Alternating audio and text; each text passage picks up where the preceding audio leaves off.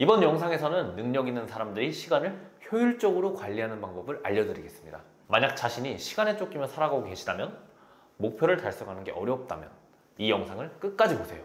먼저 능력 있는 사람들이 시간에 대해 가지고 있는 태도가 중요합니다. 미국의 청소년부터 성인까지를 대상으로 하루의 일과를 조사해보니 개인적으로 약간의 차이는 있지만 평균적인 일과가 비슷했습니다. 이 중에서 성공한 사람과 실패한 사람은 자신의 시간을 어떻게 보느냐의 차이가 컸습니다. 성공한 사람은 해야 할 일을 좋아하는 일로 받아들여서 즐겁게 할애한 반면, 실패한 사람은 꼭 해야 하는 일임에도 불구하고 해도 그만, 안 해도 그만인 일들로 의무적으로 시간을 채웠습니다. 즉, 성공한 사람들은 해야 할 일을 즐겁게 받아들이고 즐겁게 할애하는 태도를 가지고 있습니다. 그럼 이 성공한 사람들은 시간 관리를 구체적으로 어떻게 하고 있을까요? 시간 관리를 잘한다는 것은 업무와 일을 효율적으로 관리하여 주어진 시간 내에 목표를 달성하고 책임을 다하는 것인데요. 시간을 잘 관리하는 사람은 기본적으로 우선순위를 정해놓고 업무를 진행하기 때문에 일관성 있게 일을 처리합니다.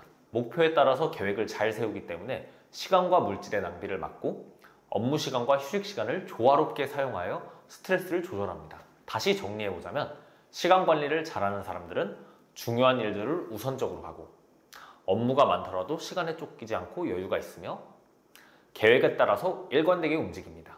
그리고 반대로 시간 관리를 못하는 사람들은 중요도가 아니라 선착순으로 업무를 하고, 업무가 많을 때는 바쁘다가 업무가 없을 때는 한가한 경우가 많으며 계획 없이 불규칙적으로 움직입니다. 추가적으로 능력 있는 사람이 사용하는 시간 관리의 4가지 법칙도 소개해드리겠습니다. 첫 번째, 시간의 양 관리와 시간의 질 관리. 시간을 많이 확보하면서 동시에 시간을 더 의미 있게 보내야 한다는 법칙입니다. 수능 만점 맞은 학생들이 TV 인터뷰를 하는 것을 보면 얄밉게도 거의 대부분의 학생들은 수업 시간에 공부를 열심히 했을 뿐이다 라고 하더라고요. 한편 공부를 못하는 학생들은 공통적으로 수학 시간에는 영어 시험을 걱정하고, 영어 시간에는 국어 숙제에 신경을 쓰기 때문에 아무것도 못한 경험은 있습니다. 시간을 정량적인 측면에서 효율적으로 사용하는 것도 중요하지만, 정성적인 측면에서 같은 시간 동안 얼마나 집중을 하게 되는가에 따라서도 시간 활용도가 달라집니다. 시간을 질적으로 잘 활용하는 것은 쉽지 않습니다. 컴퓨터로 업무를 많이 처리하는 요즘,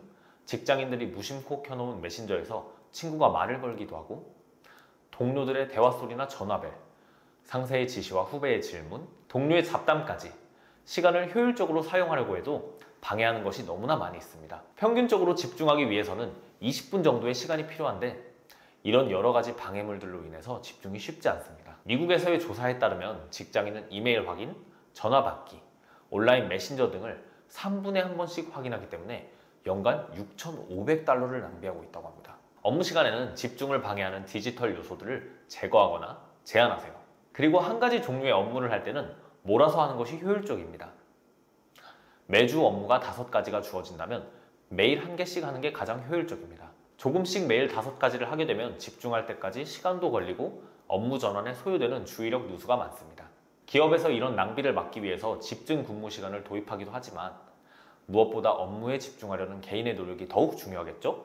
두 번째, 성격과 습관. 3살 버릇 80까지 간다는 속담이 있습니다. 이 말은 일리가 있는 말로, 보통 인간은 태어나고 3년이 되면 뇌가 90% 이상 성장을 해서 거의 성인의 뇌와 비슷해지고, 3년 이상이 되면 성장이 거의 없기 때문에 사람의 습관과 성격 형성은 3년 이내에 형성이 되고 맙니다. 이때 형성된 성격은 개인의 무던한 노력이 없이는 바뀌기가 쉽지 않습니다. 이렇게 형성된 성격이 습관을 결정하고, 습관적인 생각, 행동, 감정의 반복은 시간을 관리하는 데 많은 영향을 미칩니다. 따라서 자신이 어떤 성격의 사람인지를 돌아보는 것도 도움이 됩니다. 세 번째, 환경. 업무를 할 때 책상이 얼마나 효율적으로 정리가 되어 있는가에 따라서 업무 효율이 달라집니다. 책상 위에 컴퓨터, 서류, 전화의 위치 등에 따라서 활동하는 범위가 달라지는데, 움직이는 반경의 범위나 불필요한 행동이 많으면 많을수록 낭비되는 시간도 많을 수밖에 없습니다. 정기적으로 자신의 주변을 정리하는 것이 성격을 바꾸는 것보다는 더욱 쉽겠죠? 업무 환경을 만드는 팁 2가지를 드릴게요. 바로 집중을 하게 만드는 자신의 스위치를 만드세요.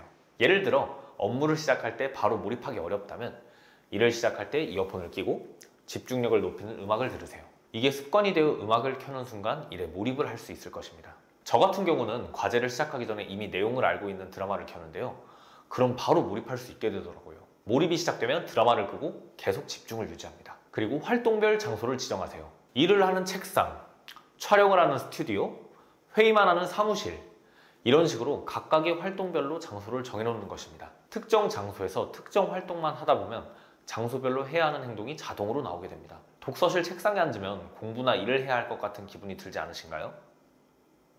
마찬가지로 침대에서 잠만 자는 사람은 침대에 눕는 순간 잠이 쏟아질 거예요. 이렇게 장소에 대한 행동을 연합시키세요. 바로 몰입하게 될 것입니다. 네 번째, 목표의식. 시간 관리는 목표를 정하는 것에서부터 시작합니다. 목표는 시간을 관리하는 데 있어서 가장 중요한 개념 중에 하나로, 목표를 이루고자 하는 생각이 얼마나 강한지에 따라서 시간을 관리하는 방법이 차이가 날 수밖에 없습니다. 목표를 빨리 달성하고 싶은 의지가 없는 사람은 시간을 허비합니다. 반면에 목표의식이 강한 사람은 무엇을 해야 하는지를 정확히 이해하고 목표 달성에 시간을 적극적으로 투자합니다. 이렇게 시간의 개념은 누구에게나 같은 것 같지만 누구에게나 똑같지 않고 상대적으로 느껴지는 것이기 때문에 자신의 목표나 목적지에 따라서, 현재 상황에 따라서 달라지는 것이 바로 시간의 개념입니다. 목표가 없는 사람들에게는 시간의 관리는 의미가 없고 그저 지겹고 성가실 뿐입니다. 지금까지 능력 있는 사람들이 사용하는 시간 관리 법칙을 소개해드렸습니다. 이 법칙을 실천하시고 더 효율적으로 시간을 활용하셔서 목표를 성취하시길 바랍니다. 시간은 소중하고 절대 무한하지 않습니다. 그러므로 각자의 시간을 소중히 관리하셔서 더욱 행복하고 성공적인 삶을 살아가시길 응원합니다. 오늘 영상 여기까지고요. 다음엔 더 좋은 정보로 찾아뵙겠습니다. 감사합니다.